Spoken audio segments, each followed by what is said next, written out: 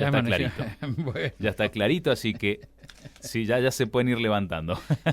¿Qué es lo que estaría clarito? Bueno, vamos, por favor. Decisiones, estrategias, consecuencias en Nada Secreto. El análisis político con Ramón Estrada. Ramón, buen día. Muy buen día, Mario, para vos y tu equipo. Ramón, salgámonos de la Argentina. Vamos a esta situación que tiene al mundo en vilo, que se está planteando sobre todo con este ataque de Estados Unidos a Irán, en concordancia con lo de Israel. Ha vuelto a producirse un ataque contra instalaciones esta mañana de Irán, y hay una preocupación creciente por las consecuencias que podría tener este escalamiento de la violencia en el mundo, ¿no? Así es, Mario. Creo que para resaltar o comenzar, lo importante es no caer en análisis binarios, por así decirlo, de blanco y negro, o estos análisis como distintos actores de la política nacional, del oficialismo nacional, incluyendo el presidente, a ministros y allegados, de que califican que estamos del lado correcto, que estamos en Occidente, como si Oriente fuera malo. Todo lo oriental es malo y todo lo occidental es bueno.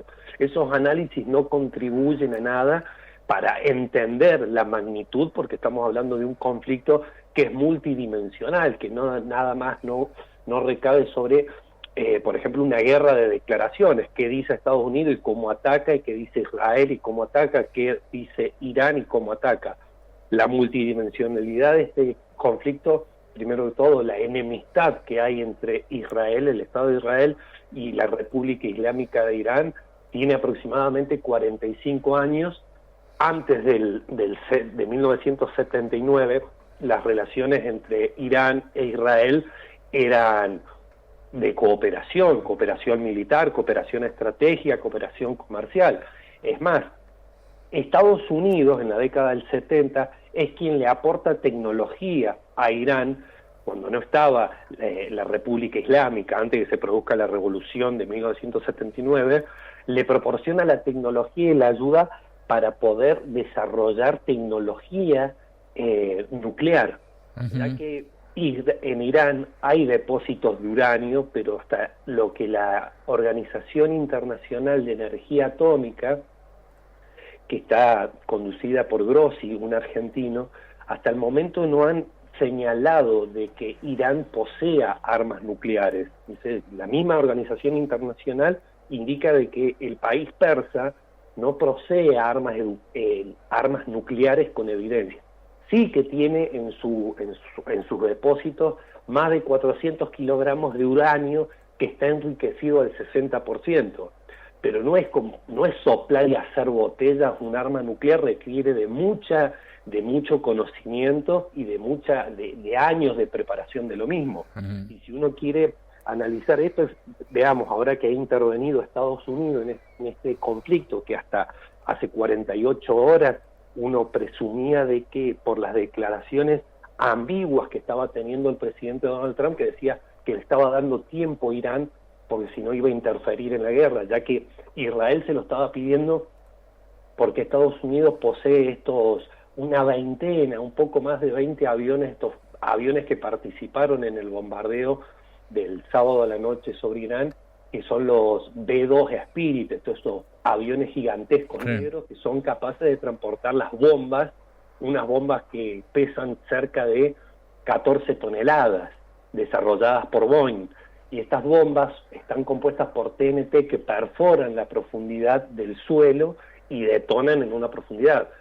Se atacaron tres instalaciones nucleares, in Faham, Naftán y Fordow. Fordow es la que más desarrollo tiene, y esta está como hay muchas cadenas montañosas en Irán, está dentro de una cadena montañosa y se tiene como registro que está por debajo de los 100 metros, aparte de una coraza de cemento que para penetrar eso sí necesitas estas bombas que utilizó Estados Unidos el sábado a la noche, y que Israel se lo estaba pidiendo, porque las armas de Israel, los aviones, si bien la fuerza aérea que tiene Israel es la superior en la región, no descartemos de que Irán es una de las 3 potencias militares de la región, incluido con Turquía. Israel, Turquía e Irán son las potencias militares de la región.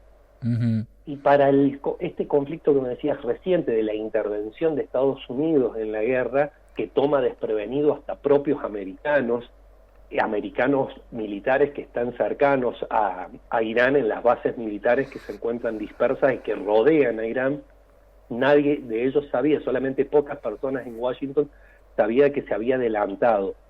Y previo a este adelantamiento sí hubo movimientos por parte de Estados Unidos que trasladó más de 30 aviones cisternas, que son los aviones que abastecen de combustibles a distintas aeronaves, y esa operación no solamente incluyó a un avión, sino que incluyeron a 7 bombarderos, y se calcula que utilizaron 7 bombas GBU-57, estas bombas antibúnker que nada más posee Estados Unidos. Por eso Israel le pedía que interviniera rápidamente para utilizar esta arma, y que estos aviones solamente son tripulados por pilotos norteamericanos, no es que le pueden ceder el avión a Israel y Israel lo puede comandar, no. De hecho, regresaron a Estados Unidos en la base de Missouri, ya han regresado estos aviones, ni bien terminó la operación, volvieron. Y participaron más de 125 aeronaves, participó también un submarino apostado en el Golfo Pérsico que atacó principalmente la planta nuclear de Isfahan, con más de 20 misiles Tomahawk. Se empleó muchísimas toneladas de munición para este ataque, y a pesar de todo, Irán sigue en pie. Irán manifiesta que no ha habido daño fuerte, y la misma Organización Internacional de Energía Atómica no ha encontrado evidencia de que se registren niveles de radioactividad en las zonas de donde fueron atacados. Sí, habrá que ver ahora cuando vuelvan a reunirse qué novedad tienen respecto de más investigaciones, ¿no? Hoy creo que se vuelve a reunir. Es lo que están esperando, porque hay una cortina de humo que también está no solamente en Irán, sino también en Israel, la información que emerge de estos países sobre los daños, los muertos y los civiles que provoca esta guerra, porque esta guerra lo que está provocando más que todo son bajas de civiles, destrucción de infraestructura civil. Pero esto comienza el 13 de junio con el ataque que realiza Israel con las fuerzas armadas, con sus fuerzas aéreas sobre Irán, donde mata, aniquila la cúpula militar, la principal, los 8 principales mandos militares los aniquila, y también termina aniquilando ni más ni menos que al principal negociador iraní, que se encontraba justamente en conversaciones con Estados Unidos, con Reino Unido, con Francia y con Alemania, y que de hecho tenían programado para el domingo, después del del viernes 13, sería el domingo 15 de junio, estaba planificado y estaba sentado una nueva negociación, continuar las negociaciones, pero terminan matando a este negociador iraní, que lleva adelante el comité de conversaciones iraní con los occidentales, y se trunca todo justamente por el ataque, que el ataque no es un ataque preventivo, ni tampoco un ataque que uno pueda decir hay una amenaza inminente, porque los ataques pueden ser inminentes o ataques que pueden ser con evidencia. No había evidencia de desarrollo de un arma nuclear, y tampoco había una inminencia por el Estado de Irán de atacarlo directamente a Israel. Por lo tanto, que esto se desarrolla, se rompe la cadena de negociaciones, queda en evidencia, a pesar de que los europeos están pidiendo la calma, pero no contradicen ni tampoco condenan el ataque que ha realizado Estados Unidos. Y acá hay un punto interesante de decir, si 2 países pueden atacar a un país que no tiene armas nucleares, que no están verificadas por la Agencia de Energía Atómica, tenemos que tener como dato que en el mundo hay más de 12.000, casi 12.300 armas nucleares que están dispersas por 9 países nada más, de los cuales incluye a Israel y Estados Unidos. En Israel se tiene Israel desarrolló la capacidad nuclear por la transferencia tecnológica en la década del 60 por parte de Francia, que es el que le transmite toda la información para poder desarrollar arma nuclear. Hasta donde se sabe, Israel cuenta con 60 ojivas nucleares. No sabemos si no tiene más declaradas, como otros países, por ejemplo. Pero no hay ni una evidencia de que exista una ojiva nuclear en Irán.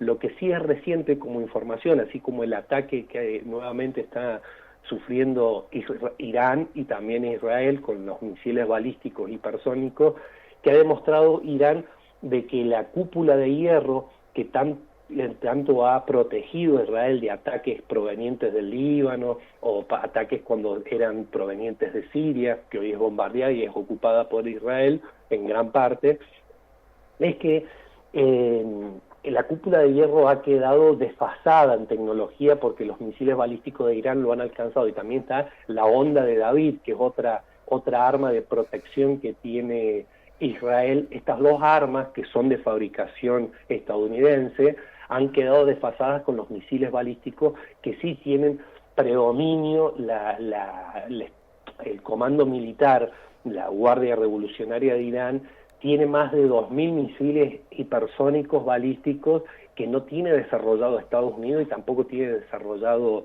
Israel. A pesar de todo esto, como nota reciente, como información reciente, el Parlamento de Irán aprobó el cierre del Estrecho de Hormuz. Este cierre va a implicar no solamente implica para todo el mundo que en este estrecho, que nada más mide 34 kilómetros de ancho, y por donde pasa más del 30% de la producción del petróleo y más del 20% de la producción del gas natural licuado, es que afecte directamente a la economía mundial.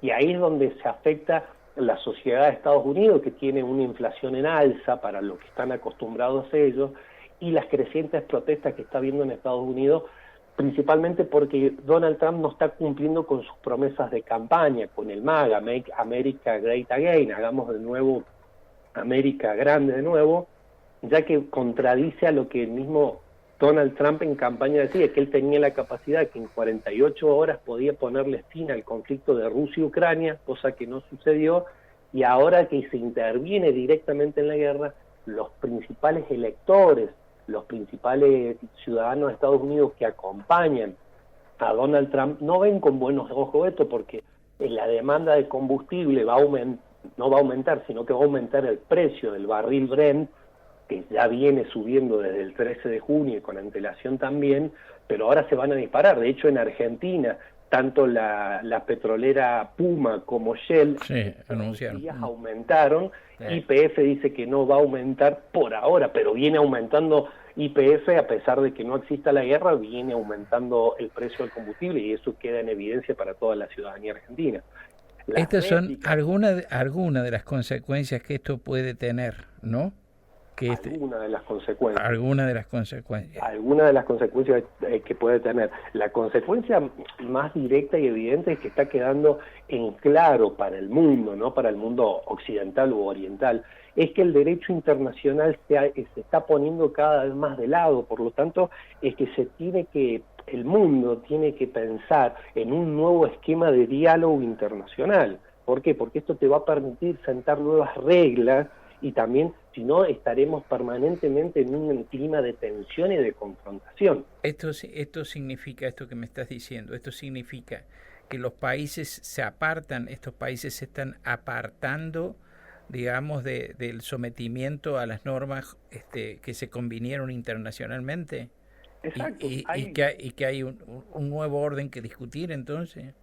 Hay un nuevo orden, sobre todo el Medio Oriente, hay un desequilibrio geopolítico en el Medio Oriente que lo produce ni más ni menos que Estados Unidos con esta intervención y con la escalada de la guerra que se está viendo desde hace 10 días entre Israel e Irán, donde ya el derecho internacional, porque estamos hablando de ataques preventivos como hubo en el 2003 con Bush con Irak, que a través de una tesis que emerge, de una tesis de un académico en Reino Unido, en su tesis promulgaba diciendo de que Irak podía desarrollar armas nucleares y que podía haber evidencia, y que Estados Unidos toma con otros países diciendo vamos a atacar preventivamente a Irak para que no tenga armas nucleares, pues tiene armas nucleares, y después no encontraron ni un vestigio de armas nucleares, pero ya habían acabado y aniquilado al gobierno de Saddam Hussein.